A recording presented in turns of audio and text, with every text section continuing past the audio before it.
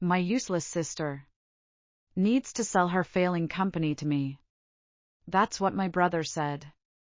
Into a mic at a packed rooftop promotion party. Thrown in his honor. Laughter followed tight smug corporate. My name is Clarichin. And from wherever you're watching this, stay with me. Have you ever stood in a room full of your own family? And felt like a stain on the rug? Something they wanted to clean up before the next photo. I had come to support him. Genuinely, he just made junior partner at some Manhattan investment firm. Ivy League MBA. Polished speech, tailored suit. I gave him a congratulatory hug. Handed him a bottle of vintage bourbon. And then watched him stab me in the chest with a smile. Let's be honest, he continued. My sister's little app is barely hanging on. I'll be doing her a favor, right, Dad? Dad raised his glass. Let her go back to writing poems. Or whatever she studied. We need real strategy now. The crowd chuckled again. I didn't speak. I didn't offend myself. I just nodded slowly. Turned away from the balcony lights and walked out. No one followed me. No one asked how I felt. I guess it was easier to believe the lie than admit. They never really knew who I was. At midnight, I sat in my one-bedroom apartment, surrounded by sticky notes, code drafts, and a half-eaten cupcake I had planned to gift him, with a handwritten card that said, "For every sibling who grew from your shadow." I tore it in half. Then I opened my laptop, checked the back end, refreshed the numbers, and smiled. Because they didn't know. They didn't know I had just closed a licensing deal. One that would integrate my platform into a nationwide chain of health clinics. They didn't know I was already profitable. That the failing company they mocked had been silently thriving. Because I chose to build quietly, while they shouted from balconies. They thought I'd roll over. That I'd hand over the code, the patents, the purpose, like I owed them proof of worth. But the next morning, when they showed up at my office to take over, they didn't find desperation. They found locks changed, lawyers waiting, and a press release already live, announcing something that turned their smug little smile into absolute silence. At exactly 9:02 a.m., they walked in like kings. My brother Leo in his press navy suit, flanked by two interns, who looked fresh out of a TED Talk, holding leather briefcases, like they were about to buy history. Dad trailed behind, smug and casual, sipping his overpriced coffee, the same way he sipped away my self-worth growing up. I was sitting behind my desk, cool, quiet, controlled, wearing the same black turtleneck they once joked made me look like a barista with too many opinions. They didn't even greet me, just walked in, arms outstretched like it was already theirs. Let's make this quick, Leo said, dropping a printed one-page offer on my desk. We're prepared to absorb the company's debt and give you a small equity slice. You'll stay on for a transition period, 6 months max. Dad nodded approvingly. See, he's being generous. You're lucky he's not just shutting it down. I glanced at the paper. 1.0 valuation accuracy. No mention of IP. No clue what they were actually stepping into. Absorb the debt, I said, slowly pushing the paper back across the desk. You mean the non-existent debt? The company that's been cash flow positive for 11 months straight. Leo blinked. What? I opened my laptop and spun it toward them. A dashboard glowing with live analytics. real-time user growth, licensing revenue, 3 major health networks on board, and most importantly, a headline from that morning's InnoDaily. Underdog app disrupts health tech sector. Founder Humiliation lands $42 million round from Nova Capital. The silence was glorious. Dad leaned forward, squinting at the screen, like the truth would shrink if he glared hard enough. That's fake, you never told us. Exactly, I said. Because I knew if I did, you'd try to own it without understanding it. Like always. Leo's jaw tightened. You're bluffing. That's when I handed him the second folder. Legal documents. Trademark registrations. A cease and desist draft addressed to him. Pre-written the night before just in case. You made a public offer last night to purchase my company, I said calmly. It was unsolicited, unprofessional, and defamatory. If you make another public statement, I'll sue for attempted hostile acquisition and reputational damage. Dad stood there speechless. You came to take over, I said, rising slowly.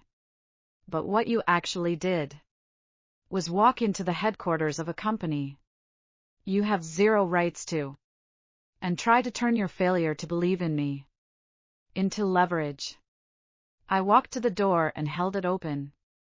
Now you can leave like businessmen, or security can escort you like liabilities.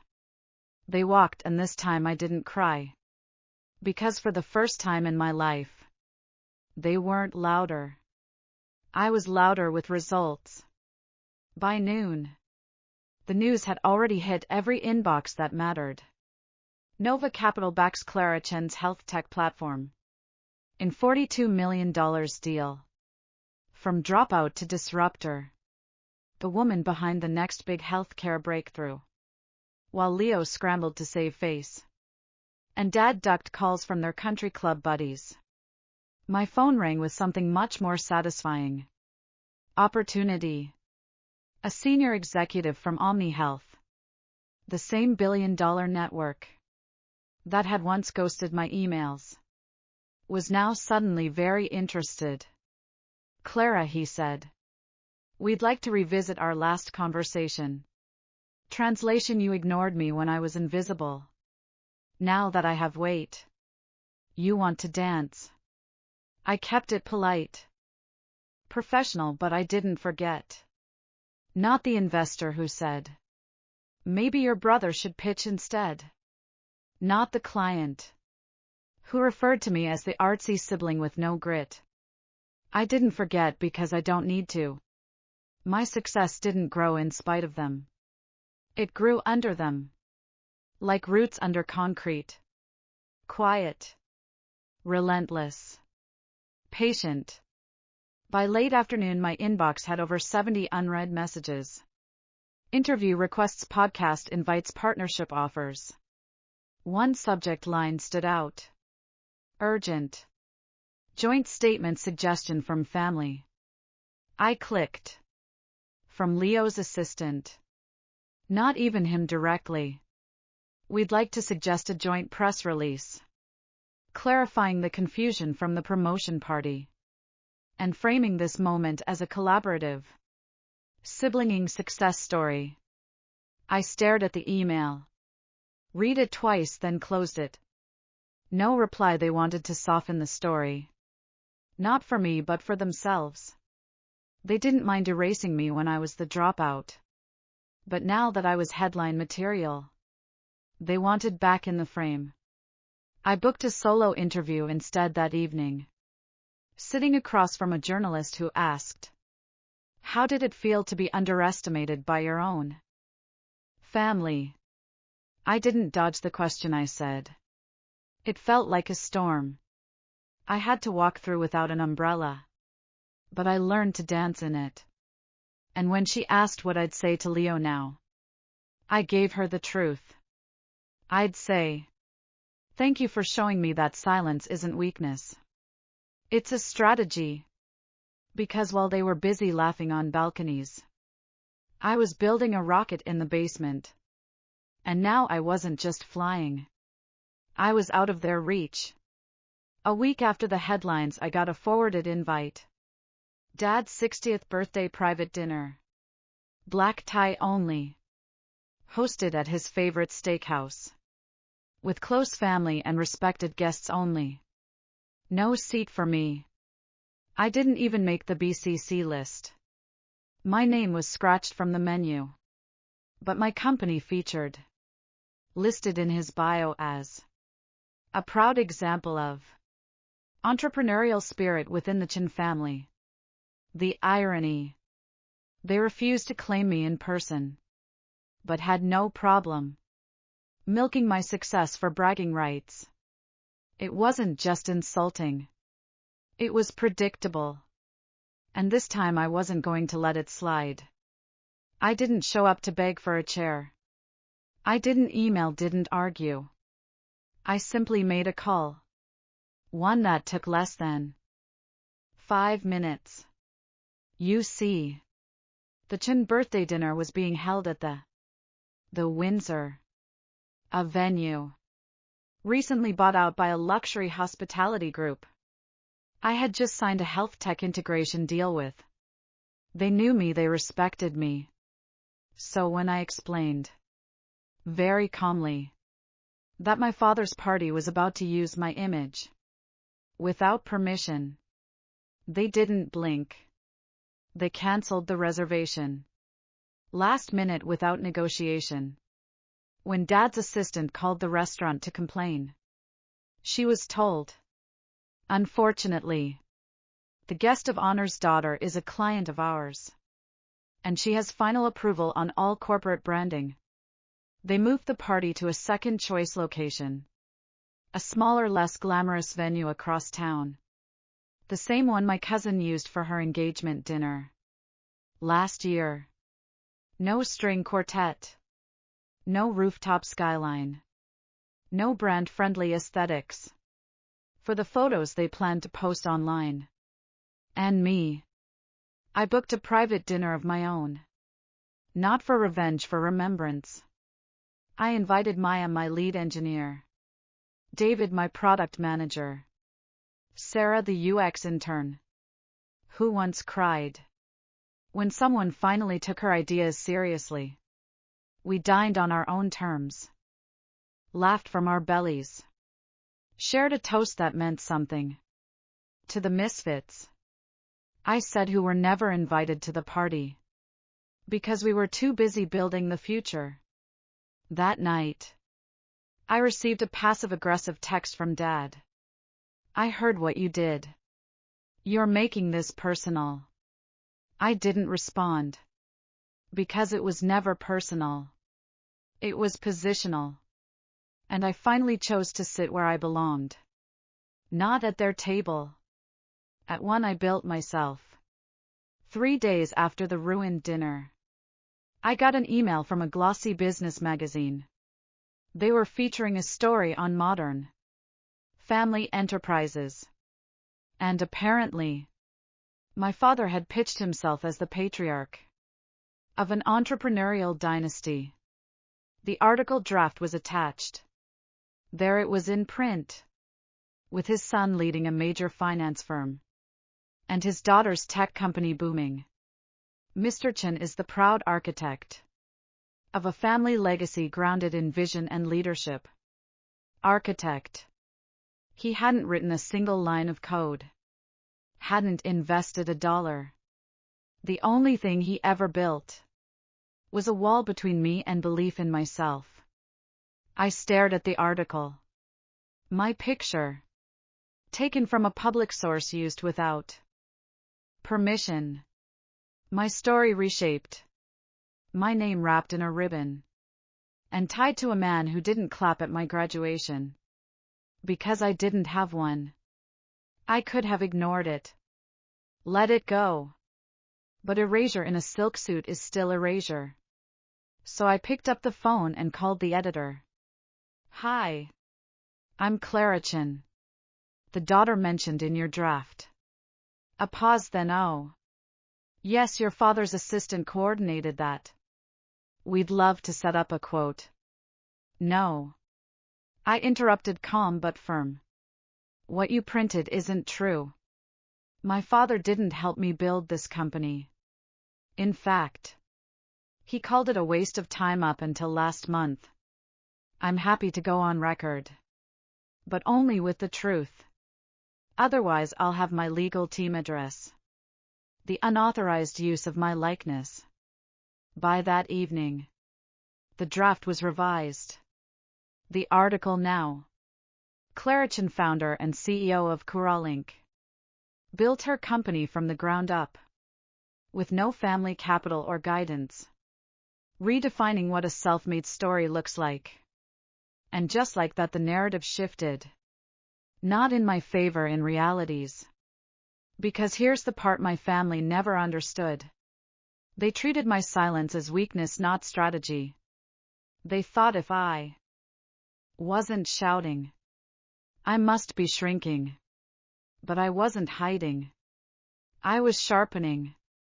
That week I gave a keynote at a Women in Tech Summit. Thousands in the room. Cameras, lights. I told the audience, you don't have to come from power to create it.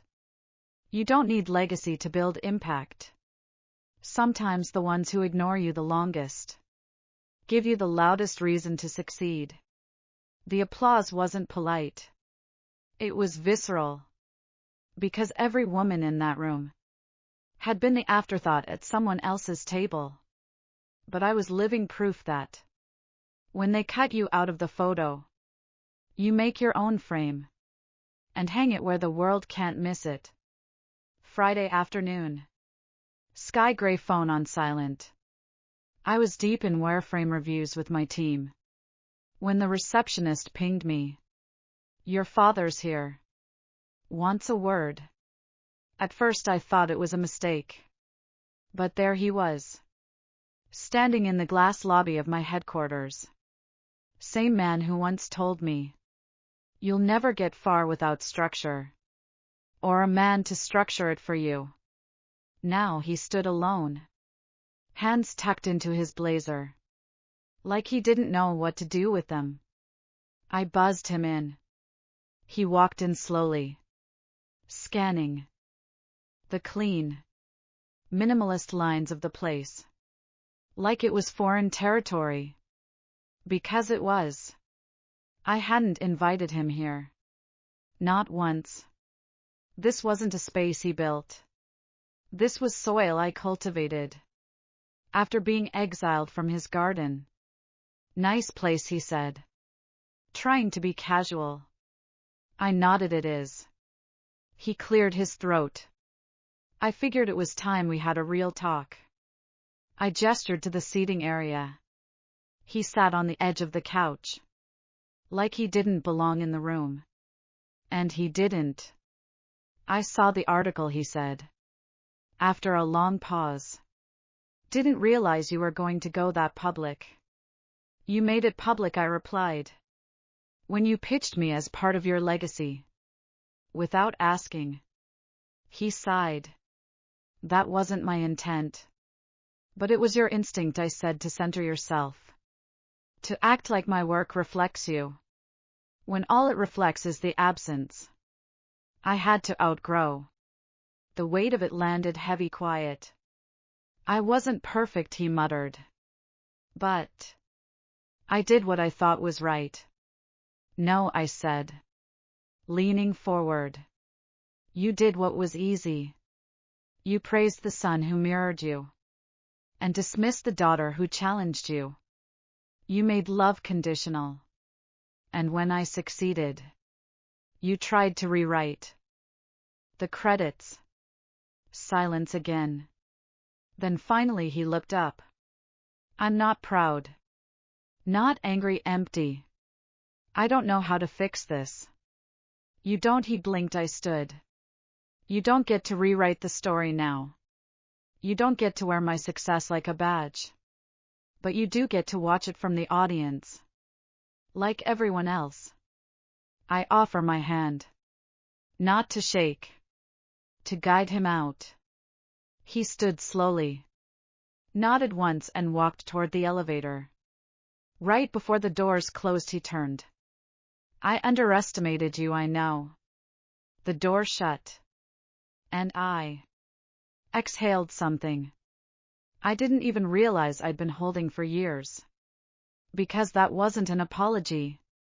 But it was a sentence. And I was done living between their commas. 2 days later I got a text from Leo. First contact since the promotion party. Where he mocked me in front of hundreds. And tried to turn my company into his punchline.